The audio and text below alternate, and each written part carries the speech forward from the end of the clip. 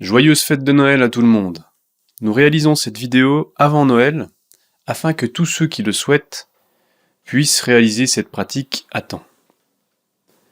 Revenons d'abord un peu sur ce que représente en réalité la fête de Noël. Nous entendons parfois que c'est une fête chrétienne, puis que les païens aussi fêtaient à leur manière Noël, en décorant un sapin entre autres choses. Nous tombons alors fatalement dans ce débat où on dit que l'Église catholique a volé cette fête aux païens pour représenter la naissance du Christ. On peut aussi remarquer que selon certains pays et certaines époques, la date n'était pas toujours le 25 décembre. C'est le pape Libère qui a souhaité christianiser la date du 25 décembre. Seulement, nous pouvons aussi remarquer qu'en Orient et ailleurs, depuis des temps lointains, il y a aussi une période souvent fêtée, qu'est le solstice d'hiver. Le solstice d'hiver est le jour où la nuit est la plus longue de l'année. Cette année, c'est le 21 décembre. Parfois, c'est le 22 ou le 23. Également, selon l'hémisphère nord ou sud, la période du solstice d'hiver n'est pas la même. En réalité, fêter Noël, c'est fêter le début du rallongement de la durée du jour. On constate alors qu'en réalité, sur un plan matériel, scientifique, en observant la nature, cette fête concerne le retour de l'ensoleillement progressif. C'est sous cet angle que la plupart des païens fêtaient le solstice d'hiver. Ils fêtaient le dernier jour de la période de diminution de l'ensoleillement. Cela indiquait le début du renouvellement de la nature grâce à l'astre roi. Ils y mêlaient différentes pratiques, différents cultes, mais c'était ce qu'ils fêtaient. Le soleil a toujours été vénéré dans la majorité des anciens peuples. C'est le soleil qui donne vie à tout ce qui existe sur cette terre. Enlevez le soleil pendant plusieurs jours, et il ne reste plus rien de vivant ici-bas. Mais pour les chrétiens, est-ce réellement une fête différente? En apparence, oui, mais en réalité, non. Voici pourquoi. Pour comprendre, nous avons besoin d'un peu de connaissances antiques.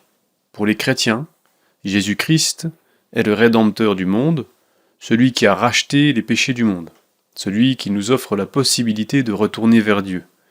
Dans l'existence de Jésus, on remarque que tout ce qu'il a vécu a aussi une dimension symbolique qui peut se rapporter à ce que vit la nature.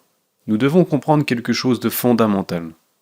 Le Christ, avant d'être incarné en la personne de Jésus, est un des trois rayons de la Trinité, un des trois rayons créateurs. Le Fils s'incarne en l'homme dûment préparé, tel que Jésus. Jésus a montré le chemin que nous devons tous emprunter pour incarner le Christ en nous-mêmes. C'est ainsi que Jésus ne dit jamais « moi, Jésus ». Il dit « moi, Christ ». À un moment du chemin qui mène à la libération, lorsque nous sommes morts en beaucoup de nos défauts, le Christ naît en nous-mêmes. Il naît parmi les bêtes représentant nos défauts restants. Le Christ n'est donc pas seulement un personnage historique, c'est un rayon de la création, conscient. C'est le feu du feu qui renouvelle et donne vie à tout ce qui existe. Il serait vain que Jésus accomplisse son œuvre si personne ne parvient à réaliser la même chose, si personne ne parvient à également incarner totalement le Christ en lui-même. Nombreux sont ceux qui ne supportent pas l'idée que le Christ n'est pas qu'un seul individu, mais une unité multiple qui s'incarne en tous les individus prêts à cela. C'est ainsi qu'il y a eu plusieurs personnes qui se sont christifiées, qui se sont auto-réalisées. On peut citer Quetzalcoatl, Krishna, Hermès Trismégiste, etc. Tous se sont purifiés au point d'incarner le Christ en eux-mêmes pour retourner au Père. C'est ainsi que le Christ incarné en Jésus a dit « Personne ne retourne au Père sans passer par moi ». Dans la nature, le Christ, au sens universel, représente le feu du feu, ce qui donne vie à tout ce qui existe. Le soleil est un formidable représentant du Christ, qui est lumière. Nos 4 saisons sont déterminées par la position du soleil par rapport à notre planète. Plus le soleil est éloigné, plus la nature se meurt. C'est ainsi que le Christ, le feu qui palpite en tous les êtres, se meurt jusqu'à être crucifié par les ténèbres au solstice d'hiver. Progressivement, les arbres, par manque d'ensoleillement, manque de lumière, perdent leurs feuilles. La nature se meurt et fait son deuil. Environ 3 jours après le jour le plus court qu'est le solstice d'hiver, le soleil resplendit de plus en plus longtemps, jusqu'à renouveler totalement la nature au printemps. Dans toute la nature de cette planète Terre, le Christ se bat et meurt crucifié pour ressusciter et resplendir de nouveau. La naissance du Christ à Noël est donc une fête qui célèbre l'arrivée du Christ en la personne de Jésus, mais aussi le retour du Christ solaire dans la nature. Jésus est un des êtres les plus exaltés qui ait foulé notre terre. Le macrocosme est à l'image du microcosme. Les païens et chrétiens fêtent Noël au fond pour la même raison. Fêter la naissance de la lumière, le retour de la lumière. Nous avons gardé la coutume de décorer un sapin. Le sapin, par sa ramure, nous rappelle l'arbre séphiroth qui représente la structure de la création. L'étoile au sommet représente l'homme autoréalisé, tel que le Christ Jésus qui a rejoint le sommet de la création, qui est retourné à l'absolu. L'étoile à 5 pointes, en ce sens, représente l'homme qui n'est pas tombé, qui brille avec le Père, tandis que la pointe vers le bas représente l'homme qui est tombé, qui s'est séparé de son Père. Noël est donc une période particulière sur notre planète, car elle reçoit, après de grands moments de ténèbres, un nouveau souffle de vie. À partir de Noël, toute la nature reçoit de plus en plus de l'énergie solaire, jusqu'à exploser de vie et de gloire au printemps. Tous les êtres de la nature fêtent le printemps et débordent de vie. Le Christ renaît à Noël, et toute la terre reçoit une énergie spéciale venant du Père.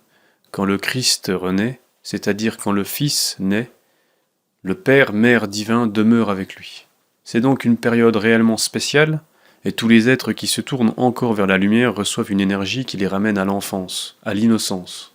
Donc pour ceux qui ressentent leur état d'enfant renaître en cette période, qu'ils n'hésitent pas à écrire une lettre au Père Noël, c'est-à-dire au Père qui est en secret. Chacun de nous a son être qui veille sur lui. Chacun de nous a un Père. Et chacun de nous devons retourner à notre Père en passant par notre Christ intime. Cette pratique de la lettre au Père peut s'effectuer par n'importe qui, mais voici une approche pour un dévot qui suit la gnose de Samael Aun Weor. Nous pouvons demander à notre Père ce que nous souhaitons, peu importe quoi. Si nous voulons de l'aide pour l'éveil, nous devons demander. Si nous voulons de l'aide pour améliorer notre situation, nous pouvons aussi, peu importe. Nous, gnostiques, nous savons que le plus important est de se libérer de l'ego, de se libérer de toute forme de désir égoïste.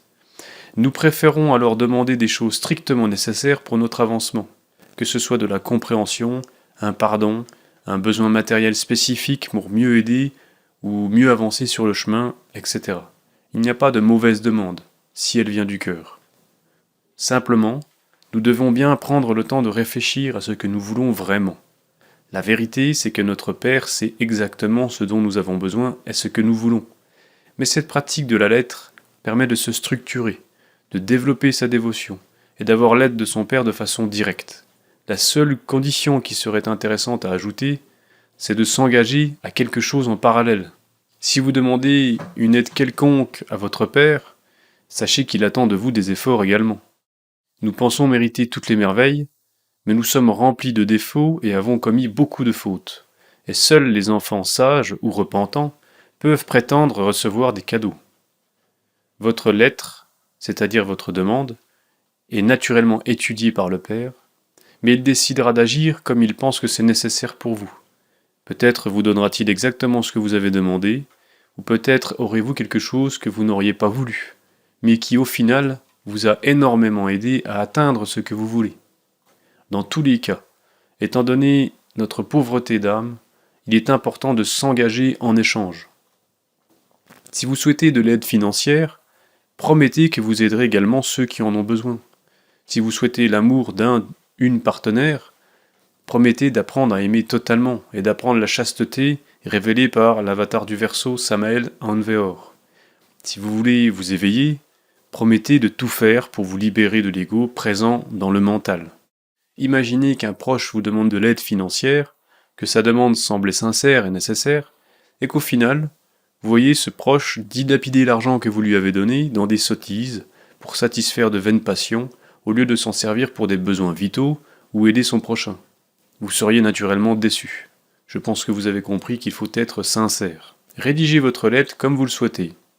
Une fois terminée, gardez une copie ou une photo ou peu importe pour vérifier si à Noël prochain, vous avez respecté vos engagements. Si vous avez de l'encens d'oliban, Placez ces grains purs d'encens sur un charbon ardent et placez votre lettre au-dessus pour qu'elle se charge du parfum de l'encens. Puis brûlez votre lettre. Elle ira directement à votre Père intime. Vous pouvez réaliser cette pratique idéalement le jour de Noël, mais en réalité, vous pourriez faire cette pratique n'importe quand, et même sans rédiger de lettres, simplement en priant. En la période de Noël, cela a plus de pouvoir, en le sens où nous avons davantage de dévotion, et la création elle-même est en fête. Nous ressentons les énergies christiques revenir et nous communions avec la création. Nous souhaitons courage, joie et félicité sur le chemin à tous nos frères et sœurs du sentier. Joyeux Noël!